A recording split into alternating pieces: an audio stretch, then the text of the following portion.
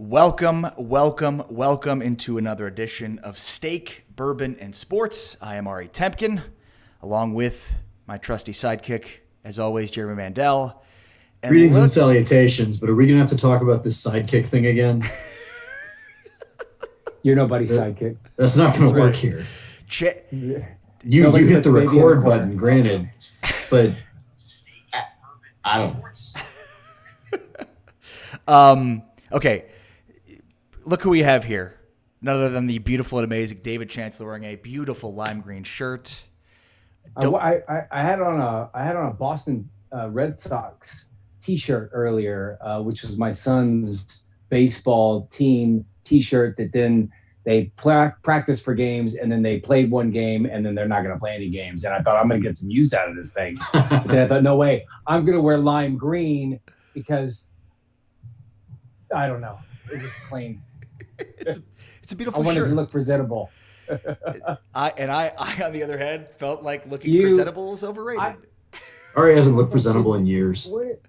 Where's my beard? Like, both of you guys have these amazing. Are these coronavirus beards? Can we say that? Is it too early? It's too early to call it something a corona beard. It's my I'm not on TV everyday beard.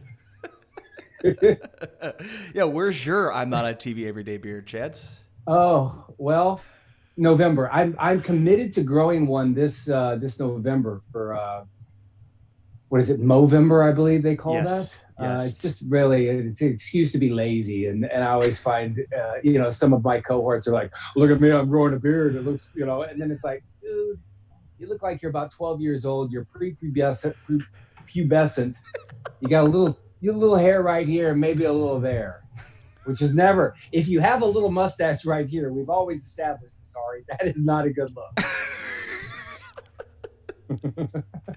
I probably fall more to the lazy category, and probably, yeah, that's perhaps maybe that's the genesis of this beard. This is Steak, Bourbon, and Sports, the show to which we talk about steak, bourbon, and sports. It's really the show that we eat steak, drink bourbon, and talk about sports. But for David Chancellor's employers, we most definitely do not drink on this show at this particular time, especially. Well, I mean, tonight for sure. I mean, it's 9. I mean, I'm going to be up here in a few hours. Yeah, this is way past your bedtime. So for everybody that's live streaming this, and again, we live stream each episode on YouTube, so just search Steak, Bourbon, and Sports. But for those that are live streaming this is being recorded at 9 o'clock Central, and that is way past Chance's bedtime. I remember the first text that we had about this, I thought it was at 8 o'clock. and then we started tweeting about it, and it was like, oh yeah, let's do it. And then now we're committed to it, which I've been wanting to do this now for months, but then it was like, oh, and then I said, hey, in all seriousness, like, what time is it tonight? And you said 9, and I thought, whoa. Oh God! So the good news is my wife's going to be my mommy and try to get me up on time to go to work tomorrow. That is, by the way, that's 100% accurate. Like, when we booked this, that's true. When we booked this, I think the time was 8. The thing was that was pre-live streaming, so we kind of pushed that a little bit. Well, and you have a hard time, regardless of what the time is. Now that we're live streaming, we actually have to be on at a certain time. And once you realize that, you needed the time to be later because, there was always like 15 minutes of Ari getting angry about whatever small technical issue matters to no one other than Ari.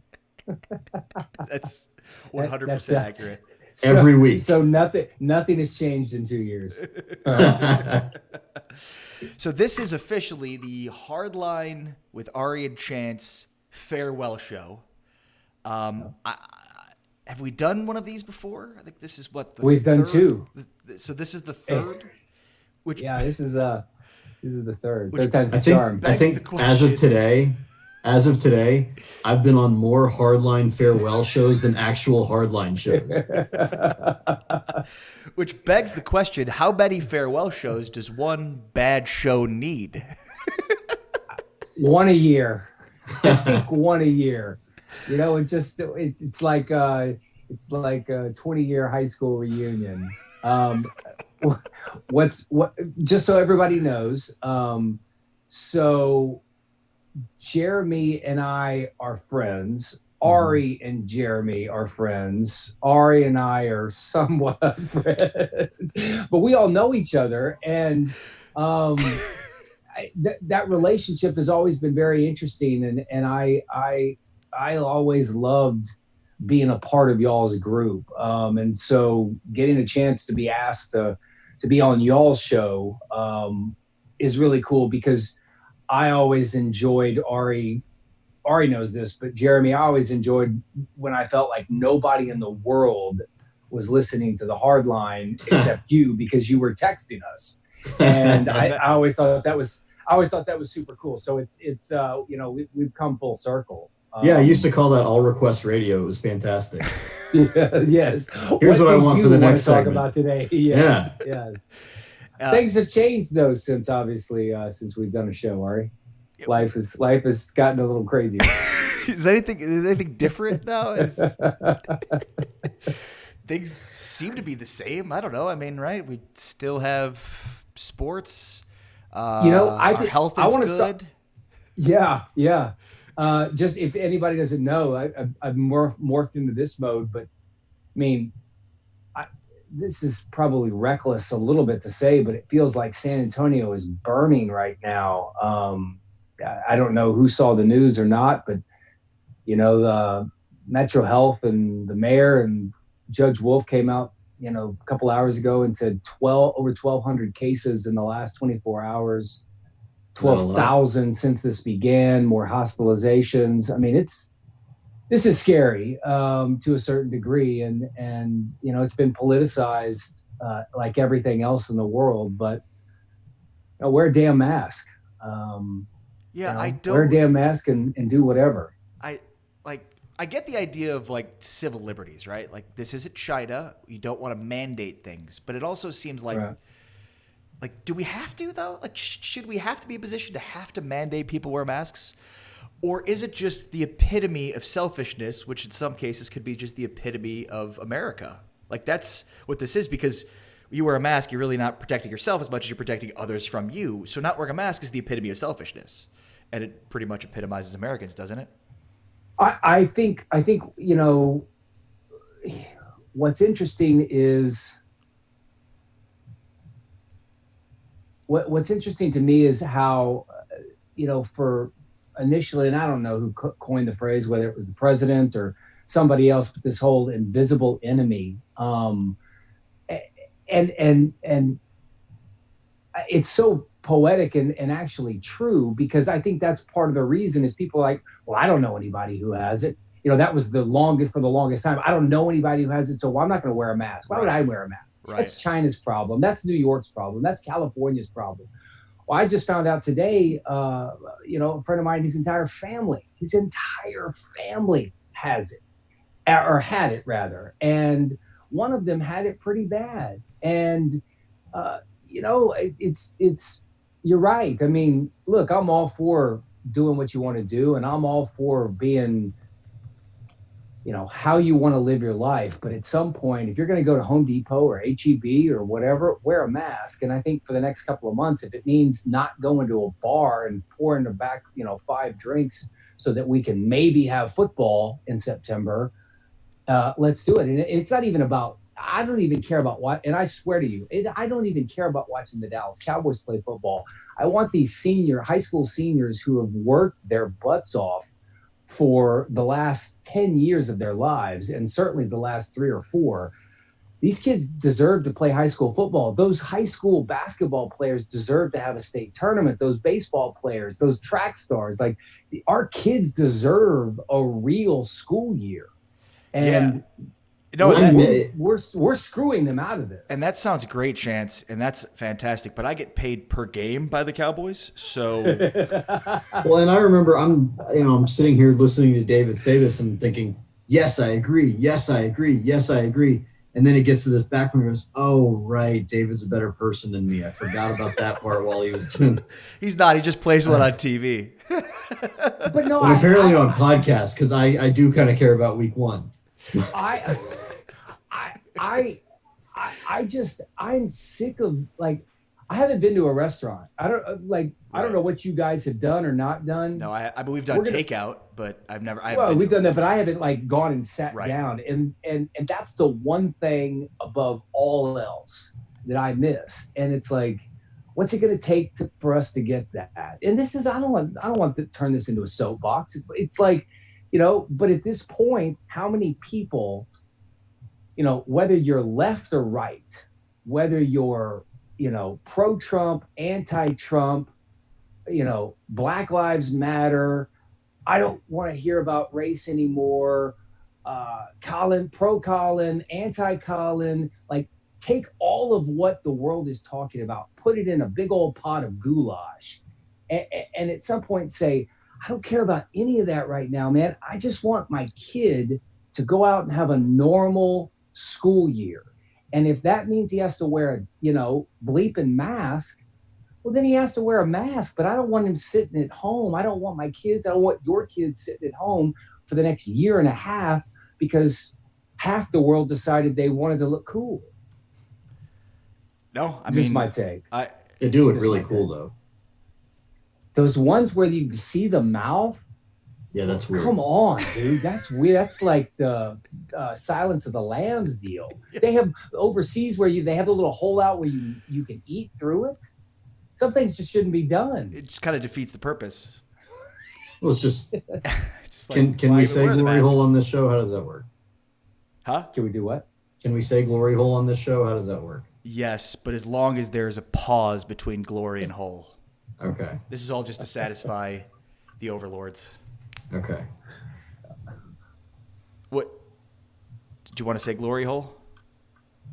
Well, I just felt, the don't mask know. with the empty spot for the mouth. Yeah, that's wow. that's it. That's inappropriate. That's very Like, inappropriate. yeah, we're This is a taking family inspiration. show. We're taking some taken inspiration away. from some really dark places here. It's a family show here. Do we have it? I think we actually Just had our some, family. I think we actually had a Hardline masks made, but they have Antonio Daniels' name on them, unfortunately, and not David Chancellor. I decided I wasn't going to wear that one. Shout out to John Dyer for asking if we had a Hardline mask. I'm surprised AD hasn't called in and just totally monopolized the show and just pushed me over to the side. I always love those. So I'm glad we just dove right into this. I mean, Chance, you just went full bore into Black Lives Matter and protesting and Colin Kaepernick and wearing masks. So I don't where do we go from here? How do we?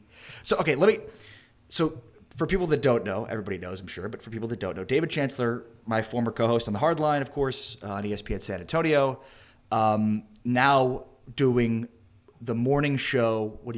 What's it called? Is it called something? News 4 San Antonio Today. News 4 San Antonio Today. I went from sports for 20 some odd years to morning news now for the last 2. So it's different. This is like the worst. This has got to be the best and worst time to be doing that show, isn't it? Yeah. So, we're on the air 2.5 hours in the morning and another hour, in the at noon. So, and you start, by the way, at what time? At what time do you start? Our show goes on at 4:30. 4:30. Yeah. So that means you need to be there when? I leave the house at 2:30. I get there. I have to be in my desk. I have to be at my desk by 3 for me to feel comfortable, because I am sort of a stickler with the things that I say. So I want to, read them and write them and rewrite them and look, when I started this 2 years ago, it's morning news. And so you're dealing with a lot of, accidents and house fires and, just the typical sort of blood and guts kind of things. And then you have the light and fluffy morning news kind of deal. And then, the coronavirus threw all of that, on its head, obviously, for us and for everybody. And then George Floyd, took the coronavirus and he threw it down on the ground, and, the whole world just went crazy. And that's a horrible analogy. But the point is, it is a big mess of news and information. And I'll be honest, man, there are some mornings at 4 a.m. where my brain is just like, this is some seriously heavy stuff that we are passing along. And the thing is, you know, so there's the news component of it, which is just passing along the news, but then there's opinions, and all of this stuff is so difficult to maneuver.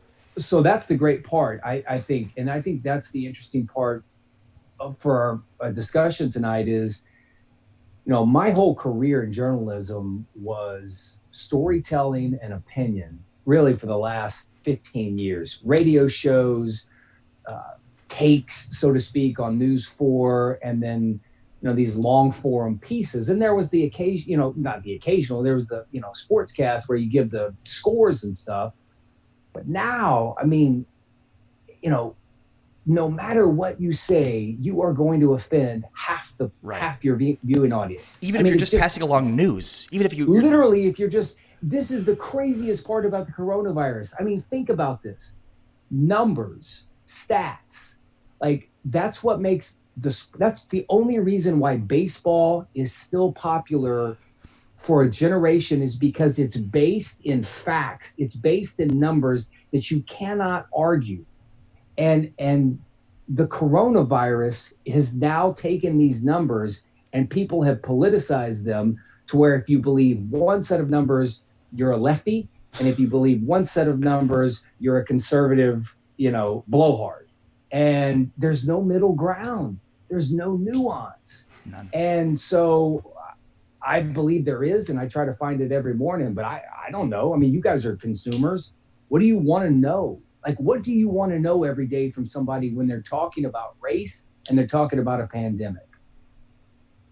Do they have to be? Do they have to be what? Talking about race and pandemics? That's a great question. And that's like, and honestly, man, that is the silver bullet question for anybody running a television station or printing a newspaper or running a website right now, because it's like, it's low-hanging fruit. It's there. Yeah. It's there. But if you don't talk about it, are you avoiding it? If you don't talk about the protest, are you racist? If you don't talk about the virus for that particular minute, are you not serving your public's health safety? I don't know. I really don't know. I mean, it's a great question. I mean, yeah, and I used to text Ari when you guys are doing the show, and sometimes I thought it would get too serious. There's an old Family Guy quote that's like, for God's sake, somebody throw a pie. And like, right. I tell can jokes, like, make me laugh. Like, I'm not like, I get that these are both the coronavirus and the Black Lives Matter stuff. They're like critically important stories and dominating all of our lives every day, for better or for worse, mostly for worse. But man, like, can we get some chimpanzees wearing tuxedos or something for like 5 minutes? Like, it's so heavy every minute of every day. So where do you guys go? Where do you hide from the world? This show. Because I feel like this show. You get an hour a week. And we don't generally go an hour because Ari kind of runs out of steam. But yeah, I mean, who's got that kind of time? Ari's very busy. He's got like 10 other podcasts, he's recording all of them tonight. He's busy. I mean, I'm busy. Got things going on. I mean, I've got kids. Do you guys even know what that's like? I remember I used to always be like, well, I've got a kid. Chance was like, I mean, a lot of people do, but like they still manage to do things and get things done. It's like, I haven't seen a movie in years. I've got a kid, like, what am I supposed to do? Be going to see movies? It's so for like, my kids are at the age, my son is 10 now and my daughter's 9, and my son stays on a video game for the majority of the afternoon and evening because it's the only way for him to communicate with his friends. And I hate it. So you guys, you are complete, like your kids have not played with other kids. They've not been around other kids. There've been like a couple of play dates. And like I said, he started a baseball. Right. They resumed their baseball league. and my daughter's been swimming, but the baseball was shut down. I mean, week and a half into it. The swimming is because they're able to social distance a little bit, but I mean, yeah, for the most part. But the point is, it's like, I'd be honest with you, man. The people on social media, like everybody, we've always joked for years, right? Like it's like that Facebook indie. Like I'm going to take the perfect picture of the perfect dinner with the perfect vacation and look at my kids and they don't, frustrate me. My wife is, never yells at me or whatever the case may be. And it's like, I come home and, you're tired of, all the heavy stuff that you're talking about, Jeremy. And it's like, man, you just want to, delve into your kids and all they want to do is be on a video game. And that starts just this monster fight. And it's Groundhog Day sometimes. It's crazy that we haven't all just gone insane. And by all of us, I mean literally all of us. Yeah. Like you're all right. of us. You're right. I think the crazy thing with Luke playing the video game, like when we were growing up, video games were like the ultimate act of solitude. Yes. And now for Luke, it's like that's his social outlet. Because he can talk to all his friends and all that. My mom was always like, don't be a video game weirdo. You're not going to be on the video game. She hated the video games. And I guess that's what I carried. And so I carried that to him. And my wife had to like pull me aside and be like, what are you doing? Like, this is he's being a kid with his friends. Like, this is his social interaction.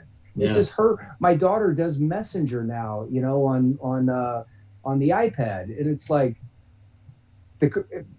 that quarantine. It feels like it was 3 months, and I think I cannot be the only parent who thinks this. I feel like it was like 6 years. Oh my God! I feel like absolutely. my kids in March were little kids, and then now we're in July, and it's like, oh my God, they're teenagers. They're driving cars. Well, and not, but just like having to, constantly have them at the house. And I'm in a situation now to where our kids' preschool is reopened and, it's camp. And so they're gone during the day, which is great. But it was 3 months of trying to, entertain 2 kids under 5 and also try to get stuff done. And there was no escape. There wasn't an escape. And then, you do a talk show on Sirius XM and you're constantly talking about COVID or whatever. I mean, there was just there's no escape. At least now with the kids, back at it's just an impending sense of doom all the time. Right. It's like you put them down, and then you like have to drink every night because you're like, I wake up and I just have to do it over again, the same thing. I think that's the point, though, and it always makes me feel better. This makes me sound like just a horrible human being. But I always, like Ari, you can attest to this. Like I would always be very engaged when you would tell me about something that was crummy going on in your marriage or with your kids or dealing with something, because to me, it's like, oh, that makes somebody real. Right. Like, I don't care about all your good stuff. Like I do, I applaud. For sure. It's okay. But like, I like that. Like, I like to get down into the I want you to know that, man, whatever you think of me is probably nowhere close because I am paddling like crazy not to drown. And I feel like maybe that is how we all get through together. Like, I don't want to see your vacation pictures. I want to see it when that's good because there aren't any. Right. When the house is a mess and the kids are throwing fits and you're like, I don't want to be a parent anymore. Like, how did this happen? Yes, I love that. There should be a Father's Day card for that. To the dad who said one time, I don't want to be a parent anymore. Love, Billy. During quarantine, I don't know that it was one time. I mean, it's crazy how both my wife and I were like, oh God, like imagine how much we'd be getting done if we didn't have kids. Like I could have. You think single people had it better? No. I think the challenges are just really different. Yeah, I would say no. Being married without kids would probably be better, but being single would not be better. Did anybody date? Surely there were. Well, I remember reading. There were all stories these. about. There were like these Tinder FaceTime dates. How does that work? See, I mean, yeah, I by the like way, you. I mean, I like. I know how it works, but it's like, come on. I like Right, you like- fine dating you on a screen, but Right, like the point of Tinder is not exactly social distancing conducive. but that's the point. So in a quarantine, just speaking to another person is better than sex. So Tinder's great. I'm here to tell you it's Also not. also a good greeting card. So sports, huh? So sports. This. Do we think that the NBA is actually going to play? So here's what I think this is hilarious. I think they're just waiting for LeBron to get the virus, and then they'll pull the plug. But if he doesn't, anybody else LeBron gets can it? play against LeBron. We were joking earlier, like on an earlier episode, the only team that can win the championship this year and not have it be an asterisk season is the Lakers. Any other team wins it, it's like, oh, it's a short season bubble. If the blah, Milwaukee blah. Bucks win the title, It won't be legit. it's going to be as bad. Like people are going to talk about it like the '99 Spurs. Oh, it'll be worse. There's no team in the NBA that can win the title beyond the Lakers where it'd be considered like legitimate. And here's the deal. I think whoever wins the title, I don't think there's an asterisk because I believe that they will have accomplished something. Obviously, no team in history has ever had to go through, but the idea of trying to manage all of this and deal with the personalities and all of the personal stuff. So I think it's legitimate unless it's Kawhi. And I can hold a grudge. If he wins another one, we cannot count that one. We just cannot. So And that, have you noticed that even there's independent of this year, by the way, if he wins one next year, it's the same thing. It doesn't count. Doesn't count. I'm going to make this super local, but David, do you get this push of, okay, it's time to forgive Kawhi and it's in the past. I don't get those and I'm just people. like, what the hell? We Right. could be winning championships right now if it was not for this guy. And now I'm supposed to forgive him and thank him for all the good times. No, he hid from you, San Antonio. He hid Right. from you. Yep. He hid out. He ran from Greg Popovich in a New York hotel. I don't care what his uncle said. I know it's 5 years old or 3 years old or whatever it is. I know I sound like some sort of jealous lover. No, I don't. But it's one of the biggest con jobs in the history of sports. And all of a sudden, San Antonio, which I thought could hold a grudge, is like, bygones be bygones. He was one of us. He's a good dude. No, he's not. I've been so No. disappointed in this city. I love San Antonio more than anything, but I've been so disappointed in how we have not been as vindictive as I thought we would be about this. Well, I mean, it was just forget about what he did in terms of he forced his way out. It was just the way that he did it that was so just grow up. Yeah. Be Yeah. my wife won't let me say this to our kids. Be a man. I guess Wait, you're she not, won't. you're not allowed to Yeah. say that. Man up. You're not allowed to say that anymore. I've said that to your kids. I'll say it, and I will say it to him. I'm gonna write him a letter and say But it's at some point, Kawhi, just be a man. Face the music and don't turn your back on a city like you did and just completely, because you're right. That's what he did. He avoided having the tough conversations. He wouldn't speak to the media. He was protected by the Spurs organization, and it was Bush League BS that he pulled. And I'm not even a Spurs fan, and I still hate Kawhi Leonard because of that. I mean, I was the only person rooting against Toronto because I just did not want to see Kawhi win because it was such BS what he pulled. Are we all in agreement, kind of going back to the whole sports part of this? There's only 3 teams, right? I mean, nothing has changed. The virus. I love how everybody's it's an 8-game season, and then it's the playoffs, but it's all different. No, it's the Lakers, the Clippers, and the Bucks. And if we're really being honest, it's the Lakers and the Clippers. Giannis. Yeah, but I mean, it's about 4 or 5 guys. I mean, these guys who are. I find this comical right now. I had it on SportsCenter earlier, and I guess, and you guys correct me if I got this wrong. is Kyrie Irving telling guys on the Nets, you better not go? Did I hear that right? I thought I heard a report where they said that he's telling guys, you better not go. We need to be here. We need to be doing stuff, about social He was talking reform. about that, but he's never actually said, I'm not going. Now, he's got 2 teammates that currently have coronavirus. Right. Dinwiddie and DeAndre Jordan both have it. So, and then there's another teammate that said he's not going, and that's Wilson Chandler, right? Wilson Chandler, that's right. Yeah.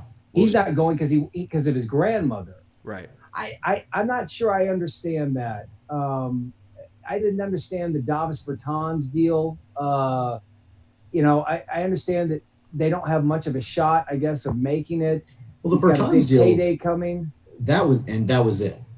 I mean, he's had 2 ACL injuries. This is not an environment conducive to soft tissue health. You're going to be playing games every day, or a lot. And if you're prone to knee injuries and you've got a big payday coming up this summer, and nobody's holding it against you, I don't blame him. It's not like the Wizards are going anywhere. But the whole thing, like with the Kyrie stuff, and he was kind of in front of the whole, like, well, maybe we don't go, and but everybody was laughing, like LeBron's like secretly calling everybody saying, oh, we're going, like, you're going. I don't care what Kyrie's crazy. Like, you don't listen to him. It doesn't matter. Like, Kyrie, don't show up. We don't need you, because it's not about you. It's about LeBron and Kawhi and maybe Giannis. Right. But really, I mean, James Harden lost 20 pounds. Who cares?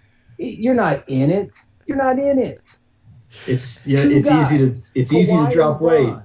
Easy to drop weight when you don't have to have that all-you-can-eat buffet at Scores in Houston every night. Well, I want to return to the initial question. Call that shade. I want to turn to the initial question, which is, I think so. Baseball starts first. I think like July 24th. Is that what July 24th? Does that sound right? I think that's right. Yeah, that sounds right. I think they report tomorrow. Something like July that. 1st. And then basketball starts July 30th. Like, what they need. So baseball starts, they don't have the bubble that the NBA has. So what they need is 100% of the participants to self-quarantine for the entirety of the season. That's what they need. And the MLB's not forcing it. Right. It's not happening. 100% of the people need to go travel to a different city and stay in the hotel and not go anywhere while they're there, every single city they go to. So baseball is going to play 15 games, and then the season will be over. The NBA will play a handful of games, and then that'll be it for sports in 2020. I firmly believe that. Now, they're going to try to play football and college football. I mean, they're going to play college football with walk-ons because they need college football so badly. But I just don't see how they're going to, like, they're going to try it. It's going to fail, and then that's going to be it for sports in 2020. I want to go back to the NBA real quick. So if I'll just throw out names. Like, I was thinking about this the other day. Who are some of the stars other than the guys that we talked about? Like, who are some of the stars that are going? Like, if Zion tests positive at any point in time during this process, right? They're not canceling that, right? Like, they're not shutting this down. Or Luka. There's a quality of player where there's a line, though. So where's that? Where is that? Is James Harden the line? I think you listed the 3 guys. I think it's 3 guys, right? I think it's those 3 guys, and if those 3 guys are able to play the whole time, then you've got a legitimate title. If any one of them aren't, then they probably call the whole thing. If LeBron gets the virus in the middle of the actual playoffs, in the middle of the series, they got to pull the plug on that. Yeah. I mean, it would be but then the argument against it is, well, I mean, Kawhi Leonard, destroyed his ankle against the Golden State Warriors in the middle of a very important game 1 and changed the course of history. So what's the difference? I mean, what's the difference? Guys, I was going to say guys get flu all the time, but this is not the flu. And then it got me to thinking, think about the most famous flu game of all time. I mean, that would be dwarfed. This would be a pandemic game. Well, and the big yeah. LeBron plays through it. LeBron wears some sort of, shield. He's got the Bane mask from Batman. They're carrying him off the court, but like holding him with gloves. So how important is it in San Antonio for the Spurs to make the playoffs and continue the streak? By the looks of your faces, the answer is not important. Well, go ahead, David. I don't know. I feel like their season's already over. I mean, the day they announced Aldridge wasn't going to play, that was it. Even then, I mean, yes, I 100%. There was an outside chance before that, right? But then once he's not there, and what did they sign? Like Tyler Zeller, a little bit of a difference between those two guys. And by the way, I don't think San Antonio. I don't think they've been underground. Basically, I mean, nobody has seen Pop in months. Yeah, but he's been heard of a great deal. Yes. I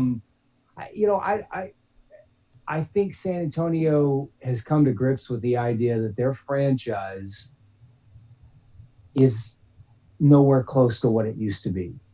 And it will be a while before that, is the Spurs, and that's okay. The Spurs essentially are, and agree with him or disagree with him, that's not my point. But the Spurs are essentially, now the most important thing about them is they are a vehicle for Greg Popovich to express his political opinions. That's a bold statement.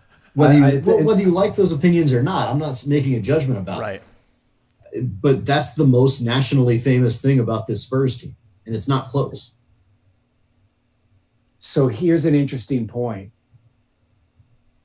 At what point will he overshadow? At what point will his opinions and his verbal war against the President of the United States, not with, because correct me if I'm wrong, has the President ever said anything back about Pop? No. He said something once about, well, I understand he's not a fan of me or something like that. But nothing in the... Nothing like what Trump he's done with other people. Yeah. Okay. So, I mean, it's basically a one-way war. At what point will that overshadow, or will it, the success that they've had on the court for the entire thing? I think we're already there in terms of the current roster. But I think what he's saying is over time, will it become larger than what they were able to accomplish, which is insane. Like, that's what you're saying. Like, over time, it's like people will think of Pop more for that than... I mean, like, basketball fans know that Greg Popovich is one of the 2 or 3 greatest coaches in the history of the league, right? They know the franchise is arguably one of the, I guess, the 4th. I mean, you can make the case it's the 4th best franchise in the history of the NBA behind the Lakers, the Celtics, and the Bulls. Right. I would say the success. I mean, however, stack it up however you want. You're putting them over the Bulls, by the way. Yeah. Sustained excellence. Okay. Also, Ari's here. 2 3-peats. How is that? Did you not watch The Last Dance? It was 10. It was 5 Sundays. I saw every 10 Sundays. However many, I saw them all. It was 2 hours every week. It was like, couldn't we do an hour? By the way, and do them? Can we just all agree on this? It was really good. I mean, it was really good. And it was not a drop in the bucket compared to the Lance Armstrong documentary. Oh, I didn't see that one. Was it that good? What? No, I didn't see it at all. Oh, my God. What's there to see? Ride a bike, dope, make people's lives miserable. I've seen the Lance Armstrong story before. Ride a bike, cycle, take this drugs. This is what happens in our shows. Now we're off. We're down a path. I firmly believe that nobody in the history of the world has ever used a particular profanity word better than Lance Armstrong. My gosh, that man can cuss. I mean, there's an art to it, and Lance Armstrong has perfected it. Bravo, sir. Wow. Now I gotta watch it. I want to know what Lance Armstrong says. I've actually heard it was really good. It's like I feel like I've seen that already. I don't need to watch it Yeah. again, but I guess I do. But do we think? I mean, I mean, at some point, like they're known basketball wise, but like the Right. person in Montana or Seattle or well, I don't know, wherever, just pick some place. Like, I mean, Pop has become incredibly vocal, against, I mean, arguably the most powerful man in the world. I don't even know if you say arguably. I mean, it's an incredible back and forth. But it's just really one way. I think the other thing too is he's almost diminished the power of his words by speaking out so often to where it's not even newsworthy anymore. In fact, like I can't even remember. I'm in Dallas. I can't remember the last time you guys are both saying that he's being, he's voiced opinions against the president. I'm trying to even think of the last time I remember hearing about it. Maybe that's just me. Well, and you also don't take part in the culture. I mean, he's been in the last month. It was the Atlantic, the New York Times, on the Ringer. Oh wow! Just off the top of my head, and he did for the Ringer. He did the podcast with Steve Kerr and Pete Carroll. Yeah. They didn't talk sports once, the whole show. That doesn't surprise me, but it almost seems, like sometimes when you speak less about something, it makes the times you do speak about it more profound and more enhanced and more newsworthy.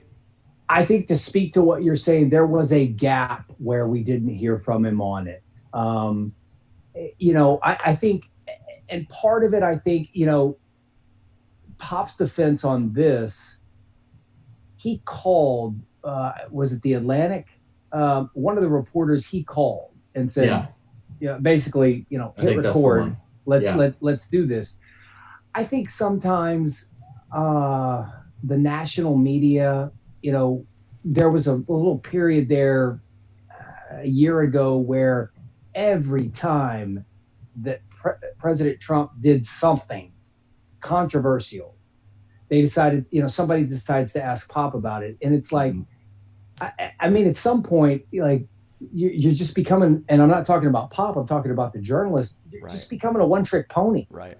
Like, talk about low-hanging fruit. Like, oh, he doesn't like the guy. He gets round up. Like, you're just looking for a soundbite. Here's the question to me when it comes to Greg Popovich. Are we at a point now, and I asked you guys this before we hit the air, so I got no problem, asking it now. Is all of sports media, newspaper journalists, web team, TV personalities, TV sportscasters, like, are all of them liberal? Are all of them anti-Trump? Are all of them anti-conservative? And the answer is no, obviously. A large but percentage. Where a lot of percentage. But for those that not, where is their voice? And at what point in time will somebody on the conservative side go back at Pop when they ask a question? Like, because all you're doing is you have a liberal media that's asking right. It's a man who apparently is liberal in his politics let's just talk about the same thing. Well, that's not a fun debate. Right.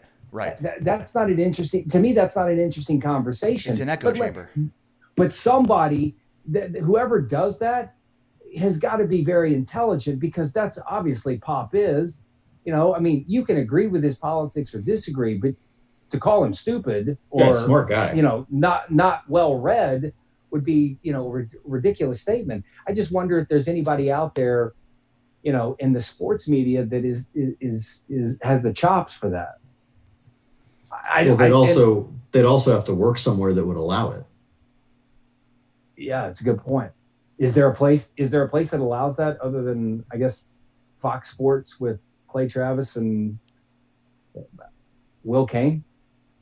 I guess Will Cain doesn't do sports anymore. Is that right? He just left ESPN. I'm not sure if he announced what he's going to be doing. But it's an interesting question, and I think. Well, how about this? Could we just let sports be sports? Oh. And No. well, and I don't mean like in a No. shut up and dribble way. Like if you got an opinion, by all means express it. But you're right. Everything gets put through a lens. So, and right now is unique because they're not games being played, and so much Well, of that's sports it. is political. That's the problem problem. That's what's going on right now. Is there's no way to stick to sports because there's no sports to stick to. Well, and the sports in itself is now inherently political because, well, the NBA is coming back in Florida and Florida's surging, and it's surging because of the governor, and I hate what he did or I love what he did or whatever. It's inherent, like it's hand in hand right now. But at some point, like, I just want to know why DeMar DeRozan can't shoot threes. Like, I know way more about, and I don't begrudge him any of this, but I know he's been here, what, 2 years now, David? DeMar, yeah. Yeah. I know way more about his mental health stuff than any aspect of any part of his actual basketball playing. And I mean, and I'm glad that I know that about him. Right. And it's important. But it's like overshadowing. I do kind of want my shooting guard to shoot 3-pointers. It's true. Like, it's true, right? So like, they could be. DeMar DeRozan could be a multi-dimensional human being with lots of things going on in his life, and that's great that he's willing to share and have a platform to use it. But at the same time, and you're right. It's like, but I'm also here for sports. So when are we getting to that part of it? And that's like, in terms of sports talk in general, there's that balance, but you really have to find that balance, because if you don't, then it's like, I thought we were here for sports. And that's not diminishing the importance of these topics in that realm, because they are important, but you are going to, the people that you're not, you're going to have people that tune you out, regardless of your politics, period. Just because you're constantly talking about the same kinds of things that at some point people are like, I can go somewhere else for that. I'm coming here to talk about this. I'm interested to see what happens with the NBA. I really hope they get to play, because I'd like to see the season concluded. Obviously I'd love it. I think it'd be really cool if the Spurs somehow pulled this off and kept their streak going.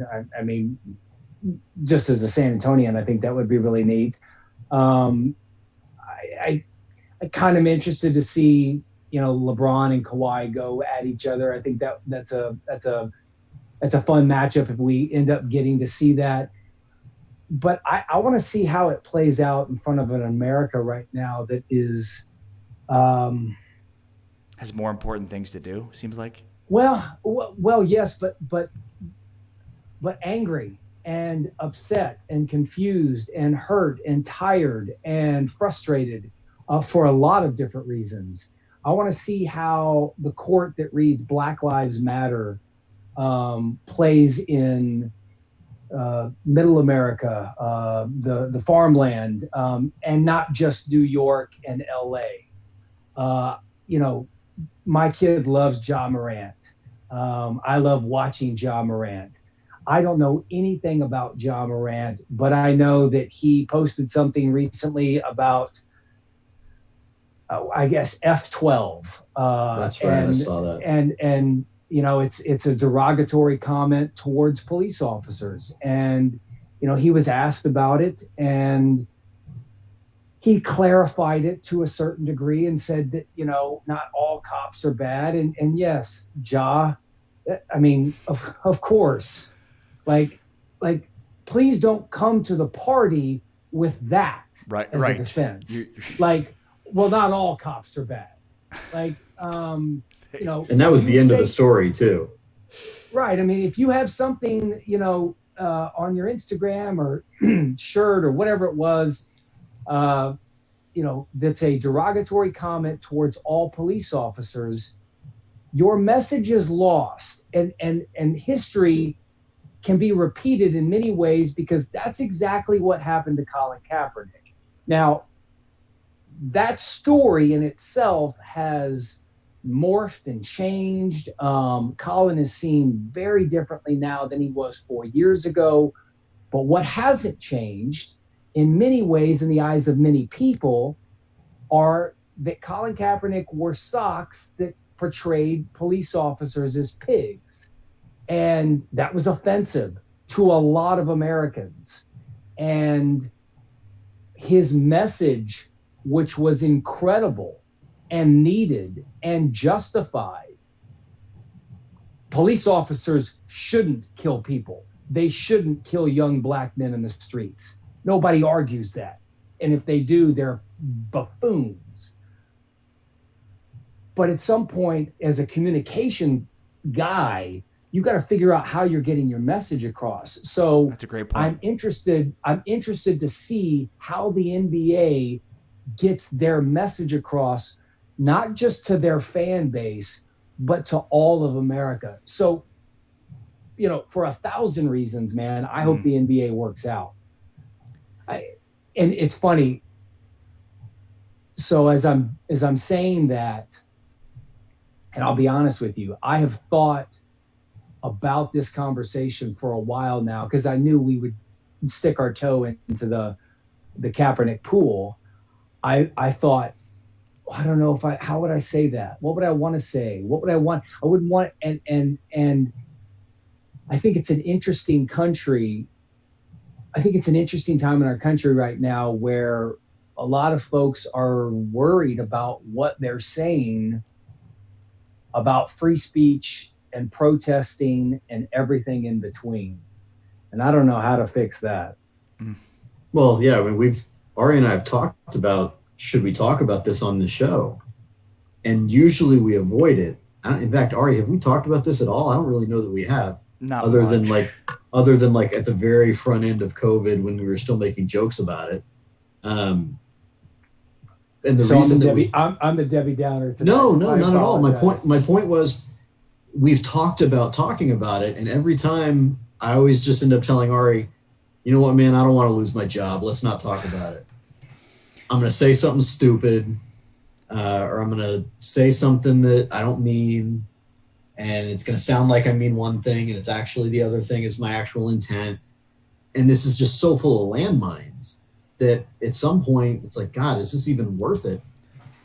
I've got the risk of my life being destroyed if I screw this up.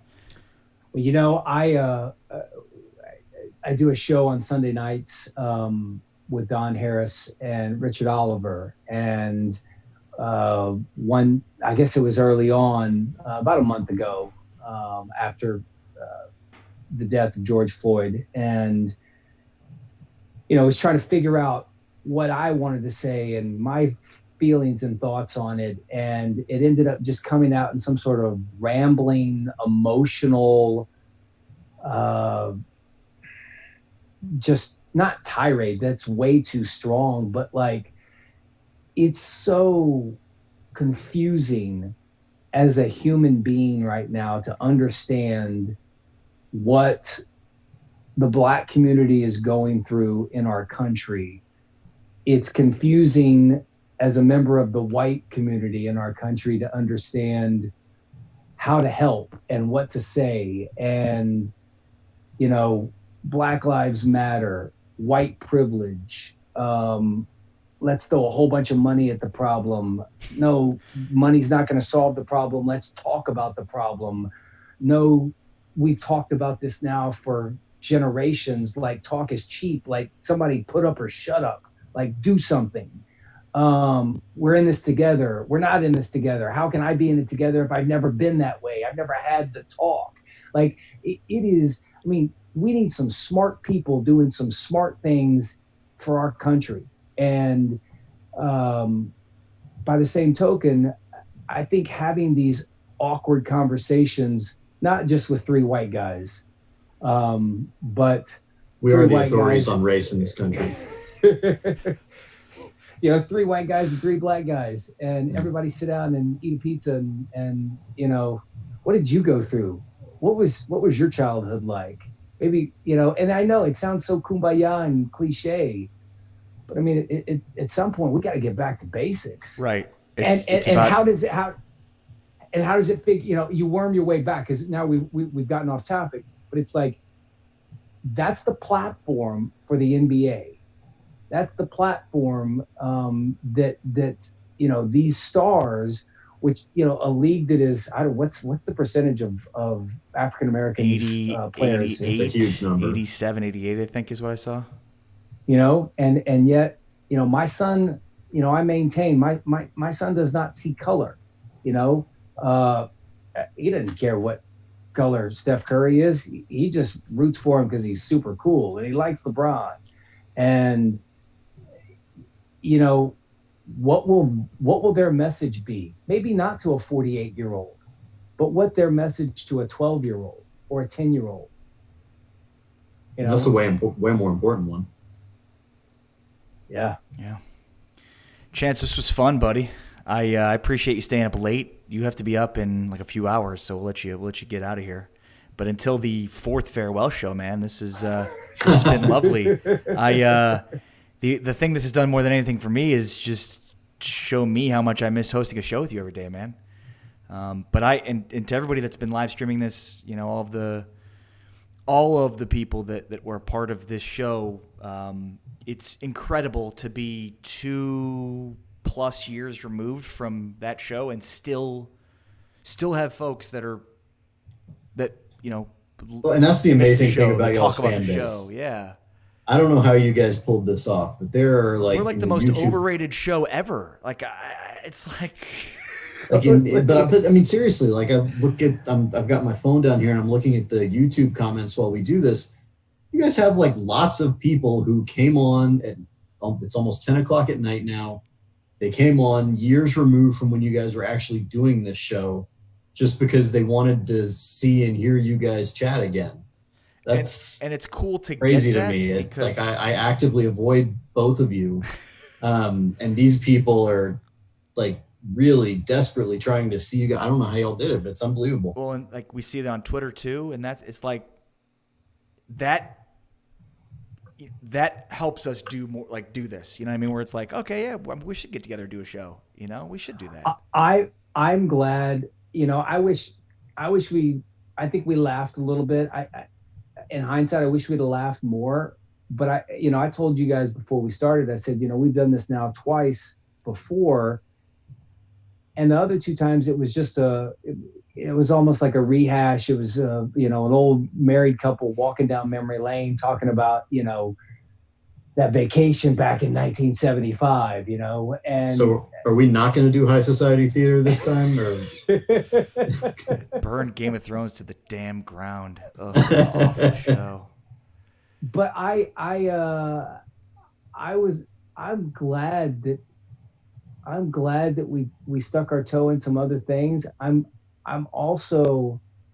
sad, man, that we don't get a chance to do this. Somebody said, maybe it was you, man, I don't remember, but like, I wish we were doing a show now during all this. I think it was a listener who said, I wish we could hear what you guys thought about this.